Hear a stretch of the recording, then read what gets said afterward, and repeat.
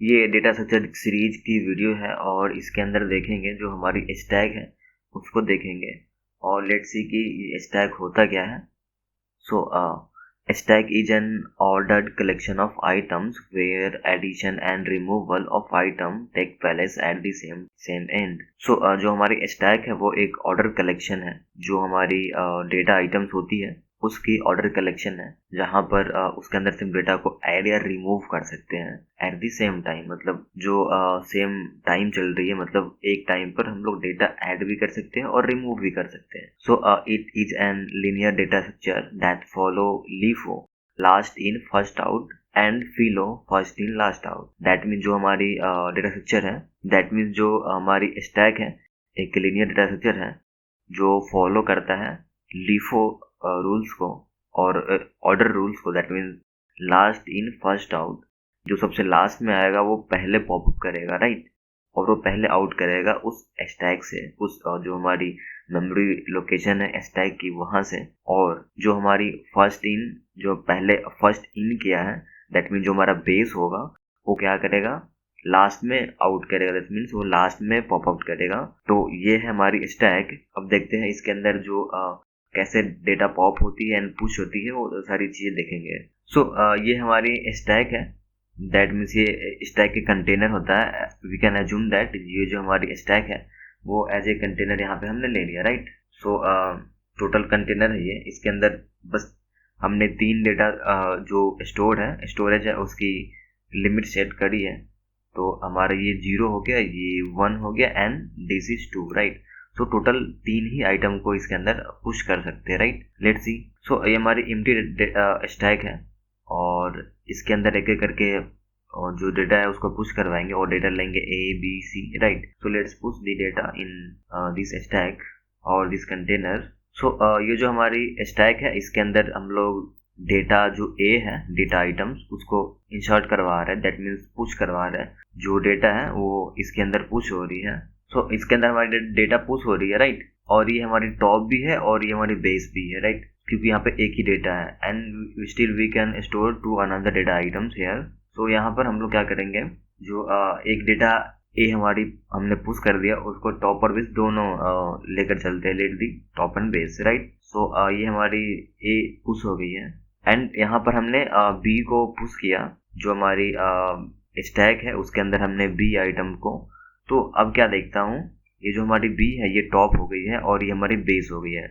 अब इफ ये pop out करेगी तो पहले बी करेगी, राइट, और फिर हमारा बेस और टॉप दोनों ए हो जाएगा। बट अभी जो हमारी बी है वो क्या है, टॉप है एंड ए क्या है, हमारी बेस है। दैट मीन्स सबसे नीचे वाला, right. So this is order collection of data. That means एक के ऊपर एक, जो हमारी प्लेट्स होती है या फिर जो बुक होते हैं जो एक के ऊपर एक रखते हैं, ऐसे है कुछ। Let's see, we are inserting और pushing another data item C. तो हमारी जो सी है अभी टॉप हो जाएगी और बेस हमारी सी ए हो जाएगी, राइट। तो हमारी जो सी है वो क्या है, टॉप है, टॉप डेटा आइटम्स है ऑफ दिस स्टैक। एंड ये जो हमारी ए है वो क्या हो जाएगी, बेस हो जाएगी। All right. तो यहाँ पे स्टैक फुल हो चुकी है क्योंकि हमने इसके अंदर 3 ही डेटा डाला है। यहाँ पे हम और भी डेटा को पुश कर सकते हैं, राइट, बट यहाँ पर स्पेस नहीं, हमने लिमिट सेट किया था। और इसके अंदर हम एग्जांपल हमने देख लिया कि कैसे पुश करते हैं। लेट्स सी अबाउट कि इसके अंदर डेटा को पॉप आउट कैसे करते हैं। दैट मीन्स इसमें से डेटा को रिमूव कैसे करेंगे। तो ये जो हमारी सी है वो टॉप थी और ये ए बेस थी, राइट। तो यहाँ से मैं क्या करूँगा, टॉप को, जो हमारी सी है उसको पॉप करूंगा। C is an top item of stack, right. यहाँ पर जो हमारी सी है वो एक टॉप आइटम है। सो अब यहाँ पर मैं इसको क्या करूंगा, यहाँ से पॉप आउट करूंगा। सो यहाँ पर सी है वो पॉप हो रही है, हमारी जो टॉप है वो यहाँ से स्टैक से जो सी है वो पॉप आउट करेगी एंड फिर से हमारी जो टॉप है वो हो जाएगी बी एंड बेस हमारी हो जाएगी ए। सो हमारी जो बी है वो टॉप हो गई और ए हमारी बेस हो गई, क्योंकि जो हमारी सी थी वो उसको हमने पॉप आउट कर दिया और जो बची है वो है ए, जो टॉप हो गई और जो ए है वो बेस हो गई, रहा। All right. तो यहाँ पर एक एक करके हमने पॉप आउट भी करनी है। सो अब जो हमारी स्टैक है एम्प्टी हो जाएगी बिकॉज जब भी ये पॉप आउट करेगी, क्योंकि अब सिर्फ एक ही डेटा रह गई हमारे स्टैक में, तो ये पॉप आउट कर जाएगी। Let's pop this out. और ये हमारी जो स्टैक है वो जो एवरी डेटा मेंबर वो पॉप आउट कर गई, तो स्टैक एम्प्टी हो गई है। अब देखेंगे जो हमारी रियल लाइफ एग्जांपल्स हैं वो कैसे वर्क करता है स्टैक के ऊपर। तो यहाँ पर मैं एग्जांपल्स के लिए एक एडिटर यूज करूँगा। कोई भी एडिटर, आप MS पावर पॉइंट या फिर MS ऑफिस की कोई भी एक सॉफ्टवेयर ले सकते हो, गूगल डॉक्स ले सकते हो, या फिर आपके फ़ोन की जो ऐप्स हैं उसमें से कोई भी एक ऐप ले सकते हो जो डॉक्यूमेंट एडिट करता हो, राइट। या फिर जो हमारी क्रोम है वो भी, जब भी हम लोग उसका बैक या फिर फॉरवर्ड करते हैं, बटन को क्लिक करते हैं, तो एक एक करके वो डेटा सेव करती जाती है एक एक पेज को as a stack, right. But यहाँ पर मैं एग्जांपल लूंगा एडिटर की।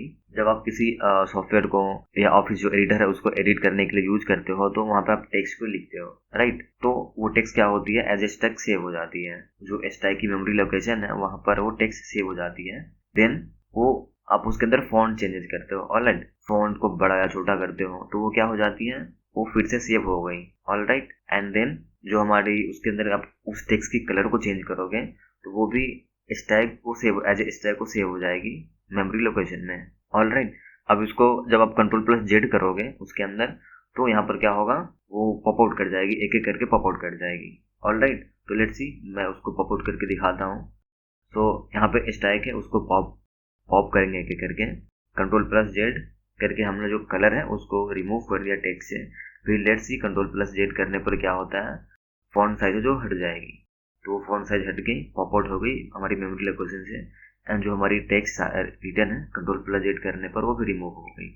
तो यहाँ पर जो स्टैक की मेमोरी लोकेशन है, जो हमारी स्टैक है वो एम्प्टी हो चुकी है। दैट मीन जो हमारी सॉफ्टवेयर है उसके अंदर कोई भी अब स्टैक नहीं बची, वो एम्प्टी है, राइट। तो अब रियल लाइफ एग्जांपल में आपको मैं एडिटर में करके दिखाता हूँ। जो हमने क्या क्या एक टेक्स्ट लिया था, उसकी फॉन्ट हमने चेंज करी थी, फिर उसके कलर्स को चेंज किया था। लेट्स सी, तो मैं यहाँ पर जो लिब्रा एडिटर है, लिब्रा राइटर है, ऑफिस राइटर, तो मैं उसको यूज करूँगा बिकॉज मैं लाइनक्स यूजर हूँ। सो लेट्स सी, यहाँ पर क्या करेंगे, एक टेक्स्ट लेते हैं। लेट्स सी, यहाँ पर कोई भी एक रैंडम टेक्स्ट ले लेते हैं। हमने कीबोर्ड की जो भी है वो यूज कर ली है सारी, और इसकी फॉन्ट को चेंज करते हैं, all right. So let's change the font here, lot of fonts available here ना। सो वी कैन यूज जामरोल। लेट्स सी देवनागरी, ये एक हिंदी है, इसको टाइप करके आप हिंदी में टाइप कर सकते हो देवनागरी। तो यहाँ पे हमने गर्गी यूज कर लिया, sorry it's Devanagari. Let's see about the Gujarati. Okay, तो हमने यहाँ पे फॉन्ट चेंज कर लिया, राइट। अब ये जो स्टैक है हमारी उसके अंदर सेव हो चुकी है। You can see on the image, जो हमने टेक्स्ट लिखा था वो, और फॉन्ट भी चेंज कर दी, और इसके अंदर हमने कलर भी चेंज करनी है, ऑलराइट। यहाँ पे हमने 3 वर्क किया इस सॉफ्टवेयर के अंदर। जो इस सॉफ्टवेयर की स्टैक की मेमोरी लोकेशन है उसके अंदर ये क्या सेव हुई होगी, रिटर्न टेक्स्ट, राइट। फिर हमने इसका जो फॉन्ट चेंज किया था वो, और फिर ये कलर, ऑलराइट। और इसको पॉप आउट करते हैं, एक एक करके पॉप आउट हो जाएगी। देखो, Ctrl+Z करके हमने क्या किया, उसकी कलर को हटा दिया। जो हमारी कलर चेंज हुए थे वो क्या हो गई, पॉप हो गई। एंड देन लेट्स सी, यहाँ पर फॉन्ट चेंज हो गई उसकी, यहाँ पे आपको दिख रहा होगा वापस ये फॉन्ट आ गई है, राइट। लेट्स सी, एक बार और हमने किया, 2 बार हमने किया था, Ctrl+Z और Z, राइट। और हमने फिर क्या किया, ये जो हमारी टेक्स्ट है, क्योंकि हमने 3-4 बार वो टेक्स्ट लिखा था, तो हमने 2-3 बार, क्योंकि स्टैक के अंदर वो सेव हुई थी, तो Ctrl+Z 2-3 बार करने के बाद वो डिलीट हो गई है। दैट मीन्स पेज ब्लैंक हो गई है। इफ मैं यहाँ पर एक बार टेक्स्ट लिखता हूँ, राइट, तो Ctrl+Z करने पर वो एक बार में रिमूव हो जाएगी। दैट मीन्स एक बार में पॉप हो जाएगी और वो स्टैक खाली हो जाएगा। और ये सॉफ्टवेयर के अंदर जो भी मेमोरी लोकेशन है वो कहीं ना कहीं कैचे में या फिर उसकी मेमोरी में सेव करता होगा, तो वहाँ से वो एम्प्टी हो गई है। अब कोई भी स्टैक बची नहीं है, राइट। तो ऐसे करके हमारी स्टैक वर्क करती है। और रियल लाइफ एग्जांपल यही है, आप क्रोम ब्राउजर भी ले सकते हो, राइट। मैं यहाँ पे एग्जांपल लूँगा। तो यहाँ पर जो हमारी ये बैक बटन है, ये फॉरवर्ड बटन है, राइट। यहाँ पर मैं कुछ भी सर्च करता हूँ तो ये आगे की तरफ जाएगी और वो एज ए स्टैक वो सेव होती जाएगी, राइट। और जब भी मैं यहाँ पे बैक बटन प्रेस करूँगा तो एक जो हमारी वो है, एक एक करके वो स्टैक जो लोकेशन है उसको विजिट करते जाएगा। और ये कहाँ पर सेव होती है, लेट्स सी। जो हमारी ये हिस्ट्री है, हिस्ट्री के अंदर एक एक करके सेव होती जाएगी। हमने यहाँ पर कुछ कुछ वेबसाइट जो विजिट करी थी वो एक एक करके यहाँ पर सेव हुई है। दैट मीन्स ये स्टैक यहाँ पे स्टैक से डेटा लेकर के आ रहा है और यहाँ पे दिखा रहा है, राइट। जो हमारी ये बैक की बटन है ये, और ये फॉरवर्ड की बटन है। तो ये रियल लाइफ एग्जाम्पल से जो हमारी ब्राउजर्स या फिर किसी भी सॉफ्टवेयर में आप उसको यूज कर सकते हो। बिना फ़ोन की जो बैक बटन पे प्रेस करते हो तो वहाँ पर भी फ़ोन के अंदर भी स्टैक मेमोरी लोकेशन होती है। जैसे बैक बटन प्रेस किया तो वो क्या होती है, मेमोरी से एक चीज़ें पॉप आउट होती जाती है और फिर वो पिछले वाली जो लोकेशन है उसके ऊपर फ़ोन चली जाती है। मतलब आपने पहले गैलरी खोला, फिर आपने कैमरा खोला, फिर आपने ब्राउजर खोला क्रोम, ठीक है। जैसे आप बैक बटन प्रेस करोगे क्रोम ब्राउजर ऑफ बंद हो जाएगी और कैमरा खुल जाएगी। मैं एक बस एग्जांपल दे रहा हूँ, ऐसे एक्चुअली फ़ोन में वर्क नहीं करता, बट मैं एग्जांपल दे रहा हूँ। ऑल राइट, एक एक पेज की तो ऐसे बैक हो जाएगी। सो नेक्स्ट वीडियो में इसको इम्प्लीमेंट करेंगे कि कैसे पाइथन में इम्प्लीमेंट करते हैं इसको। और आने वाली और भी लैंग्वेज होगी, जावा या फिर जावा स्क्रिप्ट या फिर PHP है, उसके अंदर भी स्टैक को इम्प्लीमेंट करेंगे। एंड आपको समझ में आ गई होगी हो तो यो थंब की बटन है, तो वीडियो को लाइक कर देना क्लिक करके, और सब्सक्राइब तो कर ही देना।